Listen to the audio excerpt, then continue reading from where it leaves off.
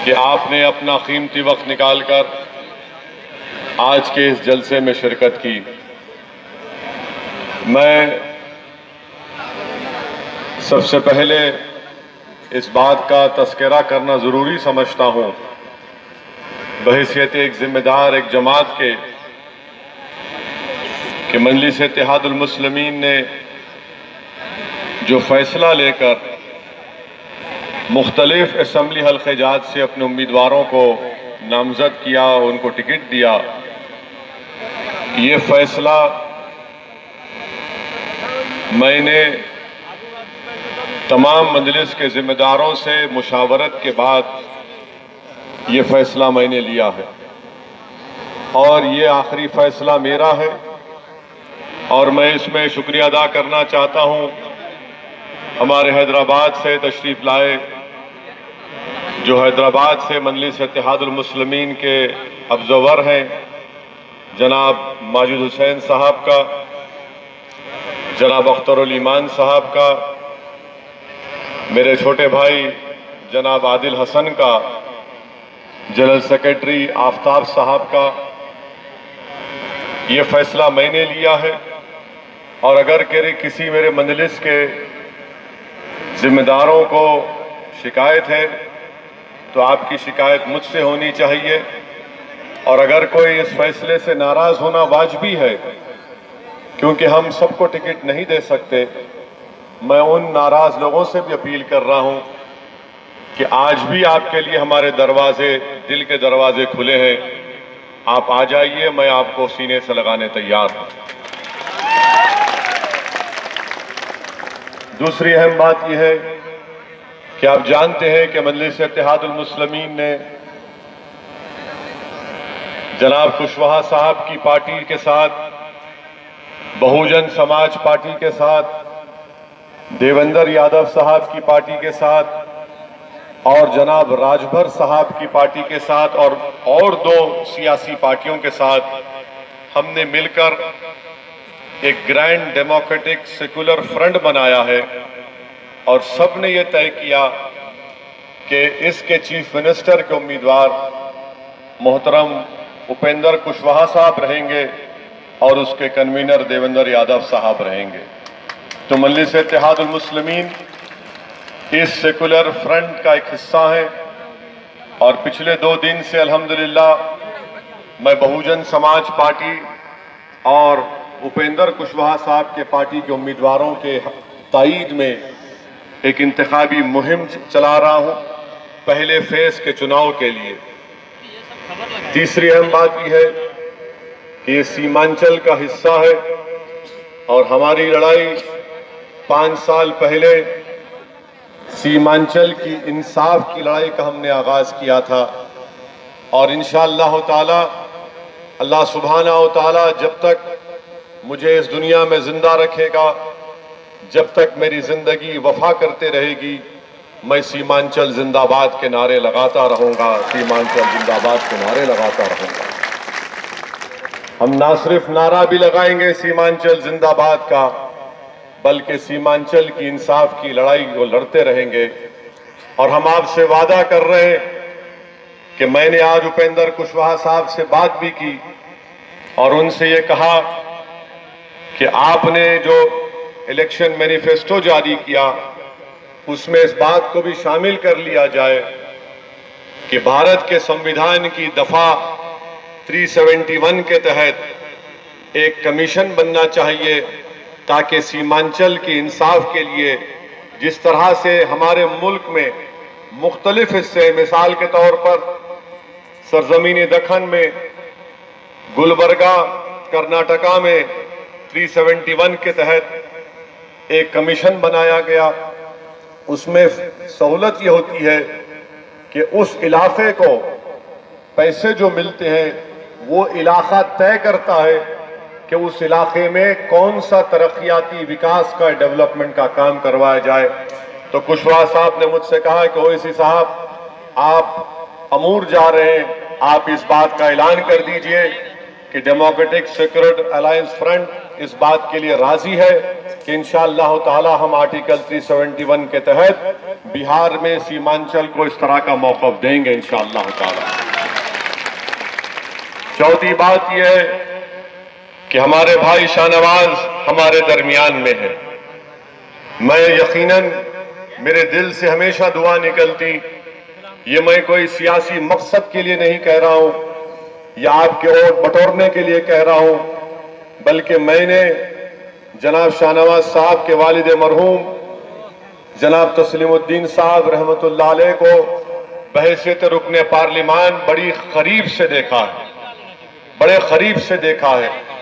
और मेरी सियासी जिंदगी मुख्तसर है। मैंने अपनी मुख्तसर की सियासी जिंदगी में ऐसे कायदीन को कम देखा जो अपने पार्टी के लोगों से कभी मरूब नहीं होते थे। मैंने तस्लीमुद्दीन साहब को लालू प्रसाद यादव से इस तरह बात करते देखा कि वो बराबरी की बात कर रहे थे, मरूब होकर, नजरों को नीचे रखकर या हाथ बांधकर नहीं, बल्कि बराबरी से बात कर रहे थे। मैंने तस्लीमुद्दीन साहब को जब मैं पार्लियामेंट में गया था 2004 में, उसके बाद मैंने देखा तो तस्लीम साहब ने कहा कि बेटा ऐसे ही इनसे बात करने से इनके दिमाग में बात बैठती है, वरना ये लोग हमारी इज्जत नहीं करते। मुझे अफसोस है कि आरजेडी ने एक घर में आग लगा दी। आरजेडी को यह काम नहीं करना चाहिए था, कम से कम तस्लीमुद्दीन साहब के घराने से नहीं करना चाहिए था, जिसको सीमांचल में आज भी लोग सीमांचल के गांधी के नाम से जानते हैं। तो इस तरह का गैर वाजबी काम, गैर अखलाकी काम एक सिटिंग एमएलए को आपने उसका टिकट काट दिया, आपके पार्टी से कोई एमपी का इलेक्शन लड़ा, अवाम ने उसको वोट नहीं दिया, वो नाकाम हो गए। मगर मैं शाहनवाज साहब का दिल की गहराइयों से उनका खैर मुकद्दम करता हूं और उनसे भी अपील करूंगा कि आप तस्लीमुद्दीन साहब के मिजाज को जिंदा रखिए। आप तस्लीमुद्दीन साहब जैसा बात करते थे, बगैर किसी से डरे, बगैर किसी से मरूब हुए, आप उसी तरह मुझसे भी बात कर सकते हैं और आपको पूरा इख्तियार और हक है।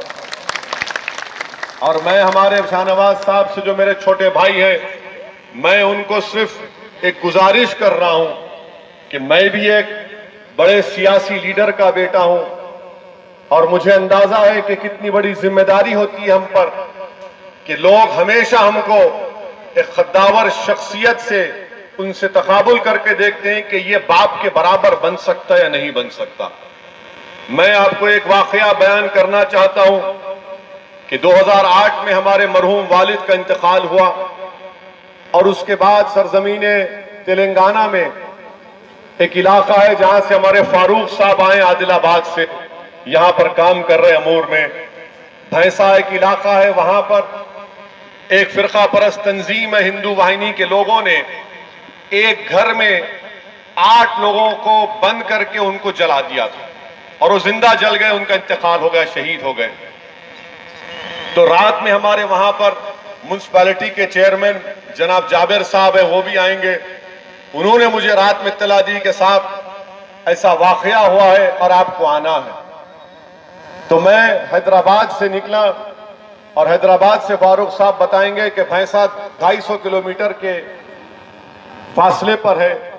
मेरे पास उस जमाने में फोर्ड एंडेवर गाड़ी थी, क्योंकि जाबिर साहब ने कहा कि आपको आना पड़ेगा, कैसा भी आओ साहब। मैंने कहा कि रोड बंद है, तो जाबिर साहब ने मुझसे कहा कि फुला गांव से वो रोड लेकर आप आइए। खैर बहरहाल हम अकेले वहां पर पहुंचे और हमारे मजलिस के जिम्मेदारों के साथ हम उस गांव में गए।